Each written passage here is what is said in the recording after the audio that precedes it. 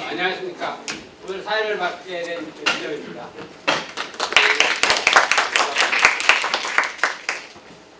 이해한 선생님이 크게 박수를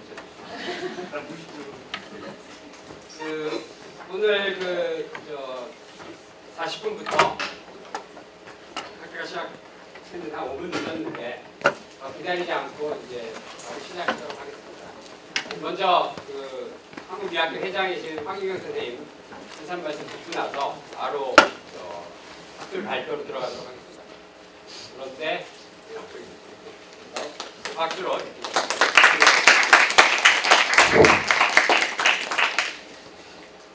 여러분 반갑습니다. 오늘 날씨도 좋고 주말인데 찾아주셔서 시간이 좀 지나면은 더 많이 오실 것으로 기대하고 있습니다. 우리가 이번에 발표하는 연구재단의 지원을 받아서 조금 좀 좁은 주제로 이렇게 집중해서 재현의 문제를 다루게 되겠습니다. 회화라든가 음악이라든가 사진이라든가 다른 문제들이 재현을 다룰 때도 중점적인 문제라고 생각되는데 오늘 여러분들 오늘 유익하고 그리고 소득이 많은 그런 발표회가 되리라고 생각하고 있습니다. 그리고 각 발표하시는 분들이 우리 학회에서 그 영역에서는 대표적인 그런 연구자들이기도 하니까 더욱더 좋은 발표가 되리라고 생각합니다. 다만 주제가 영미미학 쪽에 좀 국한된 감이 있어서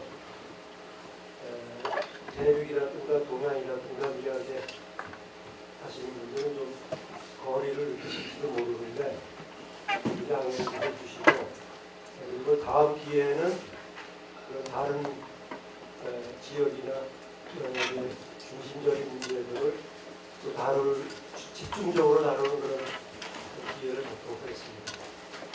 끝까지 경청해 주시고 토론에도 많이 참여해 주시면 감사하겠습니다. 고맙습니다.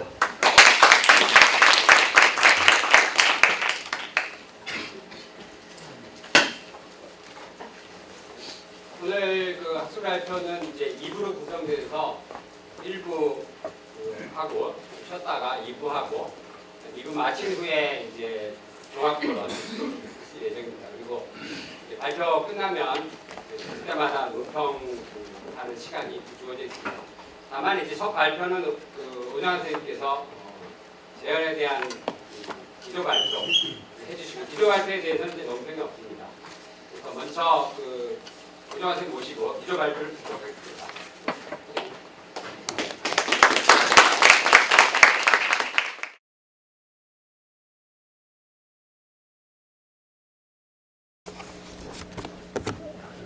제 발표문을 읽는 것으로 대신하겠습니다. 그리고 분량이 너무 길어서 중간에 약간 건너뛰면서 읽겠습니다. 미학적 분석의 대상으로서의 재현, 일서론. 재현이란 무엇인가를 다시 나타낸다는 의미를 가진 용어로 이는 예술작품을 구성하는 핵심적인 요소이다. 물론 재현하는 것이 다 예술작품은 아니고 예술작품이라고 해서 모두 재현하는 것은 아니다. 작업자의 위치 배정을 위해 그려진 작업실 그림은 작업실을 재현하지만 예술작품이 아니며 추상화는 보통 어떤 것도 재현하지 않는다고 말해진다. 따라서 재현은 예술작품이 되기 위한 충분 조건도 필요 조건도 아니다. 그러나 소설, 구상화, 연극, 영화, 오페라, 무용 등 우리가 전형적인 예술작품으로 생각하는 것들 중 대다수는 재현을 포함하고 있으며 이때 재현은 예술작품의 감상과 가치평가에 있어 핵심적인 요소이다. 미학의 가장 중요한 주제 중에 하나가 오늘날 우리의 삶에 지대한 영향을 미친다고 생각되는 예술작품의 기능 그리고 예술작품의 감상과 가치평가를 규명하는 것이라면 재현의 본질과 기능을 설명하는 것은 미학의 으뜸가는 과제일 것이다. 그리고 재현의 방식에는 언어적 방식과 회화적 방식이 있고 음악도 재현할 수 있다면 음악적 방식도 있을 것이다. 소설은 언어의 지시적 기능을 통해서 가상의 사태를 재현하며 회화는 물감을 가지고 대상의 모습을 재현한다. 그리고 음악은 아마도 소리의 구조를 통하여 어떤 대상 또는 사태를 재현할 수 있을 것이다. 이러한 예술적 재현들 사이, 재현의 방식들 사이의 공통점과 차이점을 밝히는 일 또한 미학의 과제일 것이다. 위에서 언급된 재현에 관련된 여러 문제들에 대한 논의는 매우 난해할 뿐만 아니라 엄청난 분량을 요구하는 것이기에 이 발표에서는 재현의 논의에서 가장 중요한 분야 중의 하나인 회화적 재현에 대한 닮음 이론을 옹호하는 입장을 간단히 소개하여 이 분야에서 미학적 분석이 어떤 방식으로 일어나는지를 보이고자 한다. 이 닮음 이론. 닮음 이론을 위한 직관. 그림을 본다는 것은 무엇인가? 왜 추상화는 물감의 범벅에 불과하게 보이는데 구상화는 일상적 대상을 재현한 것으로 보이는가? 두 그림 모두 물리적으로는 캔버스에 물감을 칠한 것인데 후자의 경우에는 물감들이 어떻게 배치되어 있기에 어떤 대상을 재현할 수 있는가? 회화적 재현, 묘사에 관련된 이러한 질문에 대한 우리 1차적인 직관은 실제 대상과 그 대상을 재현한 그림이 닮았기 때문에 우리가 그 대상을 그림 속에서 볼 수 있다는 것이다. 사과라는 단어를 모르는 외국인은 그 단어가 사과를 지시하는 것을 알 수 없지만 사과의 그림을 보고 그 그림이 사과를 지시한다는 것을 알 수 있다는 것은 틀림없는 사실이라면 즉 사과의 그림은 감상자가 어떤 언어를 쓰는가에 상관없이 누구라도 알아볼 수 있는 것이라면 언어적 재현과 회화적 재현은 다르며 그림과 그림의 대상 사이의 재현 관계는 단순한 지시를 넘어서 닮음이 개입되어야만 하는 관계라는 결론이 도출될 수도 있다. 어느 경우에 단어와 그 지시 대상의 관계는 순전히 관례적인 반면 그림의 파악에서 작동하는 닮음의 관계는 시각적인 것이고 이러한 시각적 기제는 모든 인간에게 동일하게 작동되기에 누구라도 사과 그림에서 사과를 볼 수 있다는 것이다.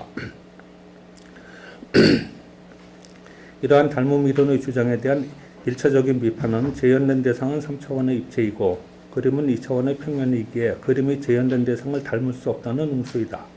그러나 우리가 사과의 그림이 사과를 닮아서 그 그림에서 사과를 볼 수 있다고 말할 때 닮아서가 의미하는 바는 사과의 그림이 실제 사과와 비슷하게 보인다라는 의미이지 2차원의 평면에 물감을 칠한 사과 그림 자체가 3차원의 실제 사과와 닮았다는 의미는 아니다. 이제 닮음 이론이 주장하는 바가 대상 사이의 물리적 측면에서의 닮음이 아니라 대상을 시각적으로 경험할 때의 닮음이라면 이러한 닮음 이론을 경험된 닮음 이론이라고 부른다. 경험된 닮음 이론은 그림과 묘사된 대상 사이의 주관적 유사성에 호소함으로써 주관적인 닮음이 그림의 대상을 묘사할 수 있는 근거라고 주장한다. 그러나 앞서 언급한 닮음 이론의 비판자들은 닮음은 그림 자체와 묘사된 대상 사이에 성립하는 객관적인 닮음이어야만 하기에 주관적인 닮음은 마치 한국인 사이에서만 사과가 사과를 지시하듯 관례적인 관계라고 주장한다. 따라서 그들은 닮음이 관례의 산물이며 그림에서의 사실주의는 상대적이라는 주장을 펼친다. 우리에게 그림에 묘사된 대상이 실제의 대상과 닮아 보인다는 것을 무엇을 의미하는가? 우리가 대상을 본다는 것은 대상의 표면에 반사된 빛이 우리 눈에 들어와 시신경을 자극하고 그때 일어난 전기적 정보가 시신경을 통해 뇌에 전달되고 뇌에서 그 시각적 정보를 처리한다는 것이 시각에 대한 인지과학적인 설명이다. 이때 시신경 세포들을 통하여 전달되는 시각적 정보 자체가 우리가 보는 대상과 닮거나 유사한지를 우리는 알 수 없다. 아마도 전기적 자극에 의한 신경세포들의 번쩍임은 우리가 보는 사과를 닮지 않았을 것이다. 우리는 사과를 본다는 경험을 의식할 뿐 그러한 과정에서 일어나는 시신경체계의 변화를 의식하지 못하며 또한 현재의 신경생리학은 이러한 과정을 완전히 설명하지 못하고 있다. 따라서 경험된 닮음 이론이 우리가 실제 사과를 보는 경험과 사과의 그림을 보는 경험 중에 시신경체계에서 일어나는 일이 같다고 주장할 수는 없을 것이다. 그러나 경험된 닮음 이론은 우리가 사과의 붉은색과 소방차의 붉은색을 유사하게 보는 것은 그러한 경험 중에 일어나는 우리 신체 내부의 미시적 과정이 비슷하다는 것을 보임으로써가 아니라 그러한 미시적 과정을 작동시키는 우리 신체 외부의 자극의 단계, 일정한 범위의 빛의 파동에서 비슷하기 때문이라고 주장한다. 우리가 그림 속의 사과의 붉음과 실제 사과의 붉음을 유사하게 보는 것은 그것들이 유사한 자극이기 때문이다. 다음 단락 생략하고 맨 마지막 줄만 읽겠습니다. 이제 경험된 닮음 이론의 대표적인 학자인 피콕과 하이먼의 이론을 살펴보자. 이 피콕의 닮음 이론. 피콕은 그림을 보는 경험과 그 그림이 묘사한 대상을 보는 경험 사이의 닮음 때문에 그림이 그 대상을 묘사할 수 있다고 주장한다. 이는 묘사를 심리적 과정으로 설명하여 주관적 유사성을 옹호하려는 것이나 그 근저에는 객관적인 기하학적인 닮음이 개입한다. 피콕은 먼저 시각장이라는 개념을 도입하는데 시각장이란 주체와 대상 사이의 주체의 시선에 수직인 가상적인 평면이다. 이러한 가상적인 평면 위에 투사된 대상의 모습은 우리가 알고 있는 대상의 모습과 다를 것이다. 피콕이 든 예를 인용하자면 직사각형의 편지 봉투는 우리가 그것을 정면에서 보기 전에는 엄밀히 말해서 약간은 삐뚤어져서 사다리꼴이나 평행사변형으로 시각장에 나타날 것이다. 우리 눈은 이렇게 변형된 시각장의 모습을 볼 것이나 우리는 그 편지 봉투를 우리의 시점과 관계없이 우리가 아는 대로 직사각형으로 고쳐서 볼 것이다. 이러한 구별을 그는 각각 시각적 경험의 감각적 속성과 표상적 속성이라고 부른다. 피콕이 이러한 구별을 하는 이유는 그림이 아직 해석이 개입되지 않은 감각적 속성을 나타냄으로써 대상의 모습을 객관적으로 전달할 수 있기 때문이다. 이제 우리가 솔즈버리 성당의 실루엣을 본다면 우리는 그 실루엣을 2차원의 평면으로 본다. 그리고 우리가 실제의 성당을 본다면 우리는 그것을 3차원의 건물로서 본다. 그럼에도 불구하고 그 실루엣이 우리 시각장을 차지하는 범위는 우리가 실제의 성당을 같은 시점에서 보았을 때 그 성당이 우리 시각장을 차지하는 범위와 비슷하게, 즉 형태에 있어서 비슷하게 경험된다. 우리는 실루엣과 실제 대상이 다르게 보인다는 것을 의식하면서도 그 둘 사이의 형태에 있어서의 닮음을 지각할 수 있다. 이러한 피콕의 설명은 로페스가 독립성 도전이라 명명한 반대에 직면한다. 그 도전이란 우리가 어떻게 그림을 그 주제와 닮은 것으로 경험하는지를 그림이 무엇을 묘사하는지에 대한 지식에 독립적으로 설명할 수 있는가라는 질문이다. 이러한 질문의 유효한 이유는 이 두 개가 객관적으로 닮았을 경우에도 하나가 다른 하나의 묘사가 아닌 경우가 가능하기 때문이다. 어떤 사람은 구겨진 종이의 한 측면이 북한산의 어떤 암벽을 닮았다는 것을 보면서도 그것이 그의 친구의 주곡탑과 닮았다는 것을 못 볼 수 있다. 후자의 유사성은 유사한 시각장을 차지하는 것으로 경험되어야 그 닮음을 인식할 수 있는 것이지 객관적으로 닮았어도 우리는 그것을 못 보고 지나칠 수 있다. 이러한 반대에 대한 피콕의 대답은 다음과 같다. 나무를 그린 그림과 그 그림이 걸린 벽을 그린 그림에서 나무의 감각적 속성은 동일하라. 첫째의 경우에 나무의 시각장은 나무를 묘사하고 둘째 경우에 그 시각장은 나무를 그린 그림을 묘사한다. 또는 내가 지도에서 본 등고선의 시각장이 전화기의 실루엣과 유사하더라도 나의 시각장은 전화기를 묘사하는 것이 아니다. 이러한 예들로부터 피콕의 비판자들은 우리가 닮음을 알아차림으로써 그림을 이해하는 것이 아니라 그림을 이해한 결과로서 닮음을 알아차리는 것이라고 주장한다. 그러나 피콕은 위와 같은 경우에서 우리는 지각의 맥락 의존성으로 우리 시각장에 있는 것이 무엇을 묘사하는지를 알 수 있다고 답변한다. 우리 일상적인 지각에서도 대상이 어떻게 보이는가는 그것이 놓여있는 맥락에 의존한다. 마찬가지로 어떤 2차원의 평면이 무엇을 재현하고 있는지도 맥락에 의존하여 결정될 수 있다. 피콕의 이러한 대답으로부터 우리가 추출해낼 수 있는 결론은 닮음이 묘사의 모든 면을 결정하는 것이 아니라는 점을 인정해야 한다는 점이다. 그러나 이러한 양보가 묘사 이론에 있어서 닮음이 전적으로 무용하다는 결론을 허용해서는 안 되는데, 왜냐하면 우리가 본 위의 예에서처럼 구겨진 종이의 한 측면이 어떤 암벽이나 내 친구의 주걱턱 또는 그것과 유사한 내가 미처 내가 미처 깨닫지 못한 다른 어떤 것을 닮을 수는 있어도 아무 것이나 닮을 수는 없기 때문이다. 닮음이 묘사에 있어서 그 대상을 완전히 확정하지 못한다는 사실이 묘사는 전적으로 자의적이라거나 그림이 무엇을 묘사하는지를 알아야만 닮음이 결정된다는 결론을 함축하지는 않는다. 닮음은 묘사 대상의 범위 또는 한계를 설정해 줄 수 있다는 점에서 여전히 묘사 이론에 있어서 기본적인 개념이다. 3. 하이먼의 닮음 이론. 하이먼은 그림의 표면에 있는 형태 및 색과 그 그림이 묘사하는 대상 사이에 엄밀하고 불변하는 관계가 있음을 주장한다. 먼저 그는 형태의 측면에서 그림과 대상 사이에 가림 형태라는 불변의 관계가 있음을 강조한다. 가림 형태란 예로 창문에 비친 마당의 나무 모습을 내가 무엇인가로 가려서 그 나무의 모습만이 보이지 않게 되었을 때 그 가린 것이 취한 형태이다.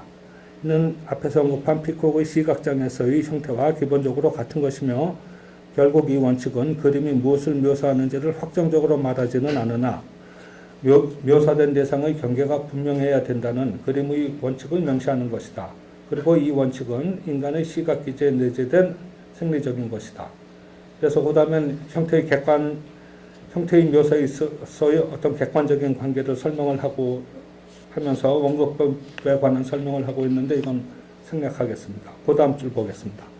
그래서 형태에 있어서의 어떤 객관적인 관계뿐만 아니라 색의 묘사에서도 어떤 객관적인 관계가 있다라는 것이 5쪽의 설명입니다. 하이먼은 그림과 묘사된 대상의 색 사이의 관계도 객관적일 수 있다고 주장한다. 물론 단색의 판화나 스케치처럼 대상의 색을 나타내지 않는 많은 그림들이 있지만 그림이 대상의 색을 제대로 나타내는 경우에는 우리가 그 관계를 객관적으로 서술할 수 있다. 물론 이 관계는 색에 대한 닮음 이론에 대한 비판처럼 물감의 색이 묘사된 대상의 표면의 색과 같다는 식의 단순한 관계가 아니다. 이러한 단순한 관계는 대상의 햇볕을 직접 받고 있고 또 그림이 그러한 대상의 상태를 묘사하는 경우에 성립하지만 대상 표면의 밝기가 변하는 경우에는 이러한 관계가 성립하지 않는다.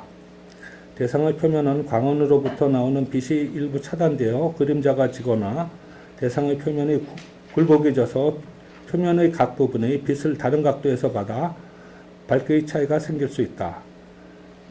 앞의 예는 커튼 때문에 방벽의 일부가 그림자지는 경우이고 뒤의 예는 공이 햇빛을 받았을 때 표면의 밝기가 다른 경우이다. 이러한 경우에 그림이 대상의 색을 묘사할 수 있는 두 가지 방법이 있는데 하나는 음영법이고 다른 하나는 광학적 융합이다. 음영법은 밝기의 차이를 묘사하는 첫 번째 기법이다. 음영법은 대상의 색과 그 색을 재현하는 그림의 색이 단순히 같은 것일 수 없게 그 관계를 변화시켰는데 이를 설명하기 위해서는 표면색과 개구색의 구별이 필요하다. 예를 들어 단색의 방벽에 창문을 통해 들어온 햇빛이 그 일부만을 비추고 나머지 부분에는 그림자를 만들 때 우리는 그 방벽의 색은 동일하나 그림자진 부분이 어두운 것을 본다. 우리는 그 어두운 부분이 밝은 색과 색에 있어서 다르다고 보지는 않는데 왜냐하면 우리는 그 색이 단색으로 칠해져 있음과 밝기의 변화가 그림자 때문이라는 것을 알고 있기 때문이다. 그러나 우리가 작은 구멍을 가진 튜브를 통해서 그 벽의 밝은 부분과 어두운 부분을 본다면 두 부분은 다른 색으로 보이는데 그 이유는 우리가 방벽의 전체를 보지 못하고 단지 우리에게 보이는 작은 부분에서 반사되는 빛에 따른 색만을 보기 때문이다. 앞의 경우의 색이 표면색인데 이는 물리적 대상에 가지는 상대적으로 안정된 속성이다. 뒤의 경우의 색은 개구색인데 이는 대상이 빛과 맺는 변화하는 관계에 초점을 맞춘 것이다. 이제 그림이 대상의 그림자진 부분을 재현할 때 그림은 대상의 개구색을 사용함으로써 재현한다. 그러나 그림에 나타난 그 개구색은 대상의 표면색일 수는 없는데 왜냐하면 개구색과 표면색은 다르기 때문이다. 쉽게 말해 우리는 그림자진 대상의 밝은 부분과 어두운 부분을 같은 색을 가지고 있다고 보지만 그림이 그것을 나타내기 위해서는 그림자진 부분을 더 어두운 다른 색으로 묘사해야 된다. 따라서 대상의 표면색과 그림의 표면색은 달라야만 대상의 음영이 바르게 재현될 수 있으며 이때 음영을 묘사하기 위해 같은 개구색을 써야 한다는 것은 객관적인 사실이다. 그림이 대상의 색을 묘사할 수 있는 두 번째 방법인 광학적 융합은 점엽화의 기법처럼 그림의 표면에 있는 작은 색점들이 섞여 제3의 색을 만드는 기법이다. 이 경우에 우리는 그 색점들을 보는 것은 대상이 없는 것을 보는 것으로, 이 경우는 색의 측면에서 그림이 대상을 담지 않았어도 우리에게 같은 효과를 일으키는 경우일 것이다. 따라서 우리가 내려야 할 결론은 색의 묘사에 있어서 광학적 융합은 닮음으로 설명될 수 없을지라도 표면색과 개구색의 재현에 있어서는 닮음이라는 객관적인 관계가 성립하기에 그림에서의 색의 묘사도 전적으로 주관적인 것은 아니라는 점이다. 3절의 1번 회화적 재현의 자연적 생성성. 샤이어는 그림과 글자를 나누는 것은 그 기호들이 해석되는 방식이며 글자와 달리 그림은 자연적 생성성을 가진다고 주장한다. 우리는 외국어를 배울 때 한 단어를 안다고 다른 단어를 알게 되는 것은 아니나 그림의 경우에는 그 재현의 체계에 생소하여 그림이 무엇을 재현하는지를 몰라서 처음에는 그 재현 방식을 배워야만 하는 경우가 있다고 해도 일단 그 방식을 이해하게 되면 다른 대상을 묘사한 그림들도 따로 더 배울 필요가 없이 알아볼 수 있다. 이는 그림이 우리가 사물을 알아보는 방식, 즉 재인에 기초하기 때문이다. 비록 사물들을 묘사하는 재현의 방식은 다를 수 있어도 우리는 일단 그 방식들을 터득하기만 하면 그 방식으로 재현된 모든 일상적 대상을 알아볼 수 있는 것이다.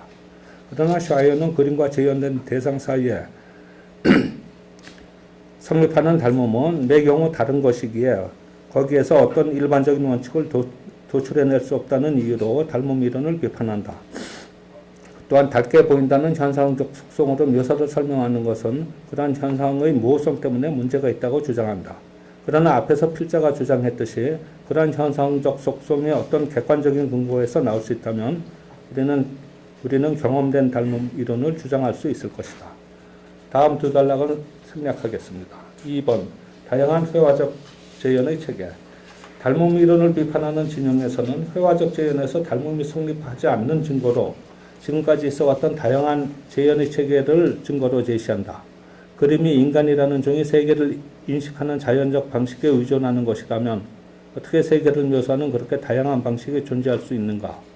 곰브리치는 화가들이 세계를 재현하기 위해 배우는 미술의 언어, 즉 예술 양식의 관습을 전형이라고 부르고 화가들이 이 전형을 배우는 것은 우리가 언어를 배우는 것과 마찬가지라고 주장한다. 이러한 입장은 묘사가 전적으로 관례적이라는 군문의 입장과 동일한 것이다. 그러나 회화적 기법은 언어의 단어에 유기될 수 없다. 단어의 사용은 정상적인 의사소통이 가능하려면 화자와 청자가 같은 지식을 가져야 할 것을 요구하지만 회화적 기법의 경우에는 그림의 관람자가 그것을 알 필요가 없이 그 그림을 볼 수 있다. 곰브리치가 단어에 해당되는 것으로 생각한 전형은 자연적 인식 능력을 촉발하기 위한 화가들의 기술인 것이다. 이러한 설명에 반대하여 다양한 묘사의 체계가 존재한다는 사실은 여전히 묘사가 관습적이라는 것을 보여준다고 반박될 수 있다. 그러나 다양한 묘사의 체계는 먼저 그림을 무엇으로 생각하느냐는 그림에 대한 관념의 차이로 설명될 수 있다. 그림이 불변하는 영원한 예술을 상징하는 이집트 회화나 중세 성화에서는 오히려 그림이 우리 눈에 보이는 자연적인 모습을 닮아서는 안 될 것이다. 그러나 대상의 자연적인 모습을 재현한다는 목표를 공통적으로 가지는 자연주의적인 회화에서도 다양한 재현의 체계가 존재한다는 사실은 어떻게 설명되어야 하는가? 그림이 전달하려는 세계의 시각적 정보는 무한하기에 아무리 자연주의적 또는 사실주의적 그림일지라도 그 모든 정보를 전달할 수는 없다. 바람에 나부끼는 풀잎이나 나무잎의 형태와 색채는 매 순간마다 변할 것이기에 화가는 대상의 어떤 가시적 특성을 선택할 수밖에 없다는 것은 잘 알려진 사실이다. 또한 이러한 시각적 정보를 전달하는 수단인 매체, 즉 물감, 연필펜, 파스텔, 판화, 동양의 먹과 붓 등은 나름대로의 특성이 있어서 이 특성을 잘 살릴 수 있는 대상의 시각적 속성만을 재현하도록 발전되어 왔다. 따라서 가시적 세계가 그림의 체계에 대해 어떤 특정한 재현 양식을 규정하지는 않을 것이지만 또 그리하여 정확한 그림을 그리는 다양한 방법이 있을 수 있겠지만 이것은 그림의 체계가 전적으로 관례적이거나 상대적이라기보다는 다원적이라는 점을 보여줄 뿐이다. 결론. 우리가 앞에서 보았듯이 형태와 색에 있어서의 객관적인 닮음은 묘사의 내용을 완전히 결정하지는 못한다. 그러나 그러한 닮음이 묘사의 내용을 기초적인 단계에서 제한한다는 사실은 그림이 전적으로 관례적이거나 사실주의가 우리에게 익숙한 그림 체계일 뿐이라는 주장이 근거 없음을 밝히기에는 충분하다. 그림의 형태와 색에 대한 기초적인 시각적 정보를 토대로 우리가 의식의 아래 단계에서 추론을 하여 일상적인 맥락에서 어떤 대상이 묘사되어 있는가를 알 수 있다면 그림은 어떤 객관적 정보가 제시하는 해석 가능한 범위 안에서만 관례적일 뿐이다. 또한 월하임식으로 그림의 내용이 그림 위의 물감으로부터 보일 뿐 그것이 왜 그렇게 보이는가는 설명될 수 없다는 아무런 설명력이 없는 주장에 비해 닮음 이론은 왜 우리가 물감의 어떤 특정한 배치로부터 특정한 대상을 볼 수 있는 것을 설명할 수 있다. 물론 하이먼이 닮음 이론에 제시한 이러한 객관성은 그림이 일상적인 대상을 우리 눈에 보이는 대로 그 형태와 색을 묘사하는 경우이다. 이러한 주장에 대한 가능한 반론은 그러한 그림은 수많은 그림들의 일부일 뿐이며 이 주장이 다른 종류의 그림들을 어떻게 설명할 수 있는가라는 비판일 것이다. 그러나 우리는 대상의 형태와 색을 묘사하는 그림을 그림의 기본으로 생각해야 한다. 그리고 이러한 기본으로부터 수많은 변형과 조합이 나올 수 있다. 원근법이 관례일 뿐이라는 예로 자주 드는 동양의 원경, 중경, 금경도 단지 각각의 시점에서는 객관적인 광경을 하나의 화폭 안에 합쳐서 그린 것일 뿐이다. 로페스가 예를 든 콰키우틀족의 그림도 대상의 여러 측면을 합쳐서 추상적인 무늬로 변형한 것이지 그들이 대상을 그렇게 보았다는 이야기는 설득력이 없을 것이다. 우리가 언어를 설명할 때도 사실의 전달인 언어의 기술적인 면을 가장 기본적인 것으로 생각하고 그것으로부터 다른 많은 언어적 사용, 은유, 반어, 허구 등을 설명하듯이 그림에 있어서도 기본은 우리가 본 대상을 형태와 색의 측면에서 정확하게 재현하려는 그림이다. 우리가 대상을 봄으로써 얻는 정보는 관례적이거나 자의적인 것이 아니라 생물학적인 것이다. 그림이 그 기초적인 단계에서 우리가 본 것을 정확히 재현하려는 것이라면 그림이 시대나 문화에 따라 다르게 나타났다는 사실이 그 그림을 그리고 본 사람들이 대상을 다르게 보았다는 것을 함축해서는 안 될 것이다. 우리가 이상한 그림을 그리는 원시부족을 만나더라도 그들이 그들의 그림에 나타난 대상을 우리와는 다르게 본다고 생각되지는 않는다. 그들의 그림만이 우리와는 다른 관례를 가지고 있을 것인데 이러한 사실은 그들의 그림이 묘사하는 대상에 대한 시각적 정보는 우리와 같은 것이고 그들이 가진 묘사 기술의 한계와 그들의 그림에 대한 생각과 그러한 생각에 기초한 우리의 것과는 다른 관례로 설명되어야 할 것이다. 이러한 의미에서 그림에 있어서 닮음이라는 개념은 가장 기본적이고 포기할 수 없는 개념이다. 앞에서 설명하였듯이 그림이 묘사하는 형태와 색에 있어서 닮음은 묘사된 대상을 확정적으로 결정할 수는 없다. 우리는 무엇이 묘사되었는가를 맥락에 따라 결정해야만 한다. 그림은 인간의 문화적 활동의 산물이기에 그러한 인공적 산물의 설명에 물리적으로 절대적인 닮음이라는 개념을 요구하는 것은 무리이고 인간 활동의 역사적 맥락에 개입해야만 한다는 것은 당연한 일이다. 따라서 재현의 파악이 맥락 의존적이라는 사실이 닮음 이론의 결함으로 생각되어서는 안 될 것이다. 우리는 닮음의 기념에 개초한 묘사 이론으로 그림에서 어떤 변형과 조합이 나오면서 그림이 역사적으로 발전하여 왔는가를 설명해야 할 것이다. 감사합니다.